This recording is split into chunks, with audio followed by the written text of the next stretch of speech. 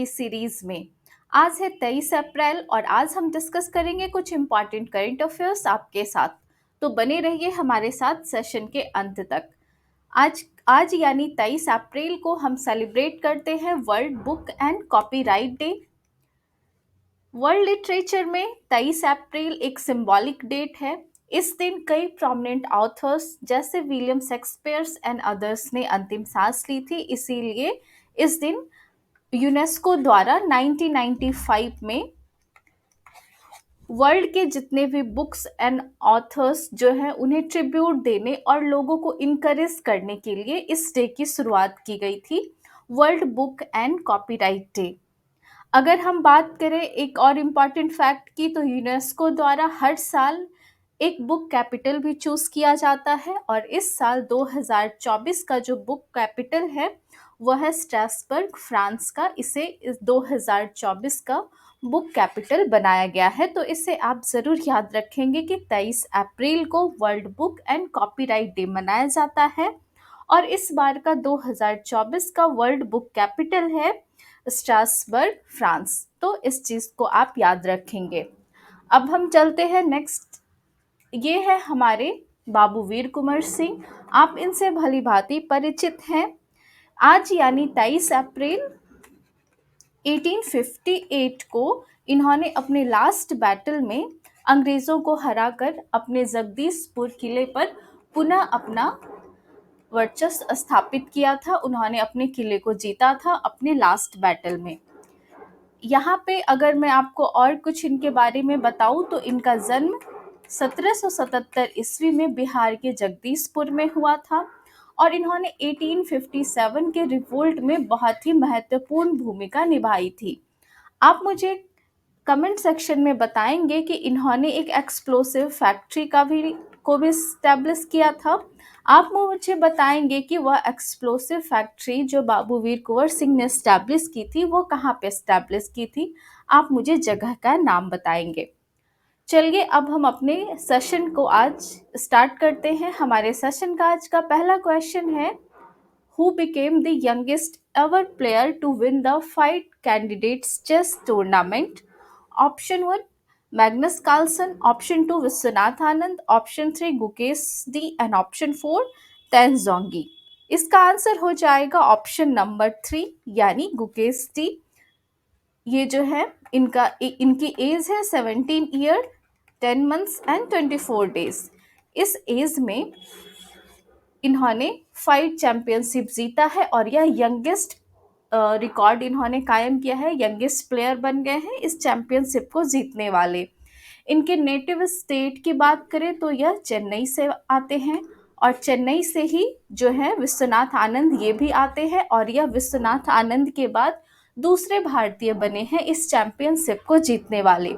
विश्वनाथ आनंद की बात करें तो इन्होंने 2014 में इस चैंपियनशिप को जीता था और अब 2024 में गुकेश डी इस चैंपियनशिप को जीते हैं और यह यंगेस्ट बन गए हैं, यानी इन्होंने 17 साल में ही यह खिताब जीत लिया है। और अगर हम यहाँ पे इस चैंपियनशिप में अगर हम 2024 फाइड वुमेन विनर की बात करें तो वो है तेन जोंगी। ये वुमेन विनर है इस चैंपियनशिप की और ये मेल में है जिन्होंने इस चैंपियनशिप को जीता है। अब हम अगला क्वेश्चन देखते हैं। अगला क्वेश्चन है, consider the following statements and choose the correct answer. Option 1 है यानी स्टेटमेंट ए है, IISc launches longevity India initiative to conduct research on new vaccination technology. Second statement है, its research focus includes identify early disease indicators, investigating aging biomarkers, and developing new therapeutics and technologies to aid in healthy aging. Option 1 है only 1 correct, option 2 है only B correct और option 3 है both statement correct है and option 4 है कि none correct. तो इसका answer हो जाएगा, अगर हम फर्स्ट स्टेटमेंट की बात करें, इसमें बोला जा रहा है कि IISc ने लॉन्गेटिविटी इंडिया इनिशिएटिव को लॉन्च किया है जो न्यू वैक्सीनेशन टेक्नोलॉजी पर बेस्ड है, जो रॉन्ग है, यानी यह जो है इनिशिएटिव या न्यू वैक्सीनेशन टेक्नोलॉजी पे बेस्ड नहीं है। तो आपका स्टेटमेंट जो ए है वह रॉन्ग हो जाता है और स्टेटमेंट बी आपका बिल्कुल सही है। चलिए इसके बारे में हम जान लेते हैं। तो इसका आंसर हो जाएगा ओनली बी करेक्ट, यानी ऑप्शन नंबर 2 हो जाएगा। अब अगर हम लॉन्गेटिविटी इंडिया इनिशिएटिव की बात करें तो इसे जो है आईआईएससी यानी इंडियन इंस्टीट्यूट ऑफ साइंस के द्वारा लॉन्च किया गया है। और इस इनिशिएटिव का फोकस जो है वह क्या है, तो इस इनिशिएटिव का फोकस है ह्यूमन हेल्थ स्पैन को इंक्रीज करना और एजिंग रिलेटेड जो भी चैलेंजेस हैं उनको टैकल करना, उनकी दिशा में काम करने के लिए इस इनिशिएटिव को लाया गया है।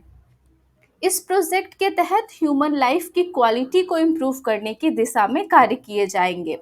और अगर हम इसमें बात करें, और आपने सेकंड स्टेटमेंट्स तो देखा होगा, ये करेक्ट है, तो इसे भी ध्यान में रखेंगे कि यह जो रिसर्च क्या फोकस करता है, तो यह रिसर्च फोकस करता है अर्ली डिजीज इंडिकेटर्स को आइडेंटिफाई करने, इन्वेस्टिगेटिंग एजिंग बायोमार्कर्स पे इन्वेस्टिगेट करने के लिए और developing new therapeutics and technologies, health ageing के लिए न्यू जो टेक्नोलॉजी है उसको डेवलप करने की दिशा में इसका मेन फोकस है, उसी पे ये कार्य किया जाएगा। यानी ये जो लॉन्गेविटी इनिशिएटिव है आईआईएससी का, इसके लिए इस इनिशिएटिव में हेल्थ एजिंग जो मतलब एजिंग जो भी रिलेटेड चैलेंजेस है उन पे काम किए जाएंगे और ह्यूमन लाइफ स्पैन को बढ़ाने के लिए इसमें सारे कार्य किए जाएंगे। और अगर हम इसमें बात करें फंडिंग की, तो इसकी फंडिंग प्रोवाइड की गई है एक्सेल इंडिया के फाउंडिंग पार्टनर प्रशांत प्रकाश के द्वारा। इन्होंने इस जो प्रोजेक्ट में है इसमें फंडिंग दी है। चलिए अब हम अगला क्वेश्चन देखते हैं। हमारा अगला क्वेश्चन है, which gulf nation has recently started the first Hindi radio broadcast? Option 1 Oman, option 2 Kuwait, option 3 UAE and option 4 Bahrain. तो इसका आंसर हो जाएगा ऑप्शन नंबर 2 यानी कुवैत। कुवैत ने recently first ever Hindi radio broadcast को स्टार्ट किया है और यह ब्रॉडकास्ट वहाँ पे प्रत्येक संडे को 8:30 से 9 PM के दौरान ब्रॉडकास्ट किया जाएगा। यह कुवैत के लोकल टाइम के अनुसार है। इस टाइम में वहाँ पे हर एक संडे को हिंदी रेडियो ब्रॉडकास्ट किया जाएगा, जो इंडिया और कुवैत के रिलेशंस के को अच्छा करने की दिशा में एक अच्छा कदम है। अब अगर हम यहाँ पे गल्फ कंट्रीज़ की बात करें तो ये कंट्रीज़ हैं Bahrain, UAE, Kuwait, Iraq, Oman, Qatar and Saudi Arabia. इसमें अगर हम बात करें इन 7 कंट्रीज़ में, यह जो इराक है इसे अगर हम हटा दें तो बाकी के जो 6 कंट्रीज़ हैं Bahrain, UAE, Kuwait, Oman, Saudi Arabia and Qatar, इनका एक यूनियन है, उसका नाम है गल्फ कॉरपोरेशन काउंसिल, जो कब स्टैब्लिश किया गया था, तो यह मई 1981 में स्टैब्लिश हुआ था। यह इस 6 कंट्रीज़ का एक यूनियन है। नाउ अब हम नेक्स्ट क्वेश्चन को देखते हैं। अगला क्वेश्चन है, who has set up a space testing hub in Kerala for the Indian navy? Option 1 ISRO, option 2 DRDO, option 3 NASA and option 4 space India. तो इसका आंसर हो जाएगा ऑप्शन 2 यानी डीआरडीओ। यहाँ पे अगर हम इस स्पेस की बात करें तो ये स्पेस यानी अंतरिक्ष नहीं है, इस स्पेस का यहाँ पे मीनिंग हो जाता है आपका state of the art submersible platform for acoustic characterisation and evaluation. ये है स्पेस का फुल फॉर्म। इस प्लेटफॉर्म को डीआरडीओ के द्वारा वहाँ पे केरला में स्टैब्लिश किया गया है। अगर हम और डिटेल देखें तो इसे केरला के इडुक्की में under water acoustic research facility में सेटअप किया गया है। और इसे किसके द्वारा सेटअप किया गया है, तो डीआरडीओ का जो एक लेबोरेटरी है, naval physical and oceanography laboratory, इसके द्वारा इस स्पेस जो प्लेटफॉर्म है इसे सेटअप किया गया है केरला में। और अगर बात करें इसके तहत जो है इंडियन नेवी के वेरियस शिप मरीन्स के जो सोनार सिस्टम है उनके premier testing and evaluation hub के लिए इसे मेनली बनाया गया है। तो आप इसे याद रखेंगे, यह जो स्पेस हब जो है टेस्टिंग हब, इसे केरला में सेटअप किया गया है डीआरडीओ के नावल फिजिकल ओशनोग्राफिक लेबोरेटरी के द्वारा। और इसे इंडियन नेवी के सबमरीन्स और शिप्स वगैरह के टेस्टिंग एंड इवैल्यूएशन के लिए डेवलप किया गया है। नाउ चलिए अब हम नेक्स्ट क्वेश्चन देखते हैं। अगला क्वेश्चन है, who has recently won the prestigious 2024 World Press Photo of the Year award? Option 1 Mohammad Salim, Option 2 Rashid Khan, Option 3 Rajiv Singhal and Option 4 Shekhar Saran। इसका आंसर हो जाएगा ऑप्शन 1 यानी मोहम्मद सलीम। इन्हें जो है 2024 का world press photo of the year award मिला है। और किस पिक्चर के लिए मिला है? तो इस पिक्चर के लिए इन्हें यह अवार्ड मिला है। यह जो पिक्चर है यह एक पैलेस्टीनियन वुमेन की है जो गाजा के नासिर हॉस्पिटल में इजराइल बॉम्बिंग में लोग मारे गए जो लोग और रिलेटिव्स के थे उनके बीच की एक तस्वीर है जो एक बहुत ही डिसअपॉइंटिंग तस्वीर है। तो इसी इमेज के लिए वर्ल्ड